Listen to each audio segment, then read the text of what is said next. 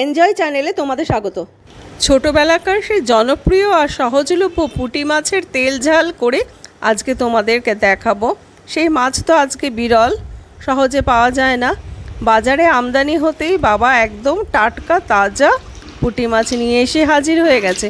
আমি সঙ্গে সঙ্গে জল দিয়ে ভালো করে ধুয়ে টুয়ে জল ঝরিয়ে রেখে দিলাম। এইবার আমি একটু নুন দেব, একটু হলুদ দেব,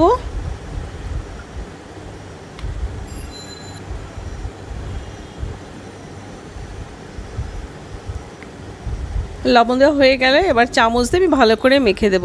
না, চামচটা রেখে দিই, হাত দিয়েই ভালো করে আমি মেখে নিই, প্রতিটি মাছেই যাতে নুন হলুদ একদম সমানভাবে মিশে যায়।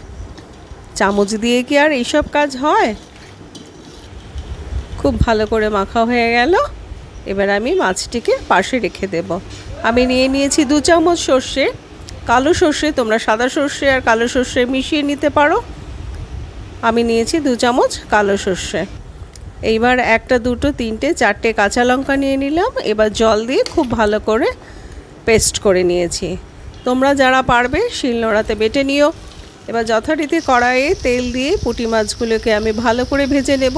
খুব কড়া করে ভাজতে যেও না, হালকা করে ভেজো। আর লক্ষ্য রেখো মাছগুলো যেন একটা একটা থাকে। দেখো আমি 2-3 বারে করে সব মাছগুলোকে ভেজে নিয়েছি। বাহ, দারুণ লাগছে। সব মাছ আমার ভাজা হয়ে গেছে। এবার কড়াইয়ে সেই মাছের তেল ভাজার মধ্যেই আমি কালো জিরে ফোড়ন দিয়ে দিলাম এবং সর্ষে বাটাটা দিয়ে দেব। পুরোটাই আমি দিয়ে দিয়েছি। এবার একটু এর মধ্যে হলুদ দেব আর নুন দেব, নিয়ে একটু নাড়াচাড়া করে নেব। কড়াইয়ে আমি সর্ষে বাটা দিয়ে বেশিক্ষণ নাড়াচাড়া করব না, কারণ তোমরা জানো তেতো হয়ে যাবে। হ্যাঁ, খুব সামান্য একটু মিশিয়ে নিয়ে এবার আমি দিয়ে দিলাম জল। না, আমি গরম জল দিইনি, আমি স্বাভাবিক তাপমাত্রার জলই দিয়েছি। খুব বেশি জল দেব না, একটু মাখো মাখো করব। হ্যাঁ, এবার একটু ফুটে ওঠার জন্য অপেক্ষা করব। হ্যাঁ, ফুটে উঠেছে দেখো।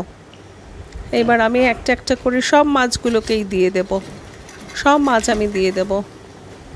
এবার চামচ দিয়ে মাছগুলোকে আমি ছড়িয়ে পুরো ঝোলের মধ্যে মিশিয়ে দেব, যাতে প্রতিটি মাছের মধ্যে ঝোলের নির্যাসটা ঢুকে যায়। এবার আর একটা ফুটে ওঠা অবধি আমি অপেক্ষা করব। হ্যাঁ, একেবারে ফুটে গেছে। সর্ষে বাটা দিয়ে ঝোল বেশি ফোটানোর দরকার নেই, ঝোল আমার রেডি। এবার যেটা দিতে হবে একেবারে কাঁচা সর্ষের তেল, এতে কার্পণ্য করলে চলবে না। লবণ ঝাল আমি সব টেস্ট করে নিয়েছি। এবার আমি ঢেলে নিলাম। বাহ, দারুণ!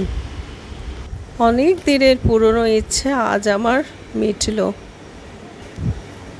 পুঁটি মাছটা তোমরা রান্না করে খেয়ে দেখো, খুব ভালো লাগবে। বাজারে তো সব সময় পাওয়া যায় না, কিন্তু যখন পাওয়া যাবে তখন তোমরা এটি রান্না করে খেও। আমার অন্যান্য রান্নার ভিডিওগুলো তোমরা দেখছো তো? হ্যাঁ, আমি সব রান্নার শেষেই তোমাদের দেখাই ভাত দিয়ে মেখে খেয়ে, খুব ভালো করে মেখে নিই।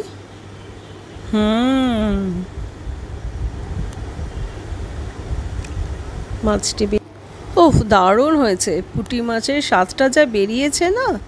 আমার পরিবেশনা তোমাদের কেমন লাগলো কমেন্টের মাধ্যমে জানিও। লাইক আর শেয়ার করো, সাবস্ক্রাইব করে আমার এনজয় চ্যানেলটিকে এগিয়ে দিও।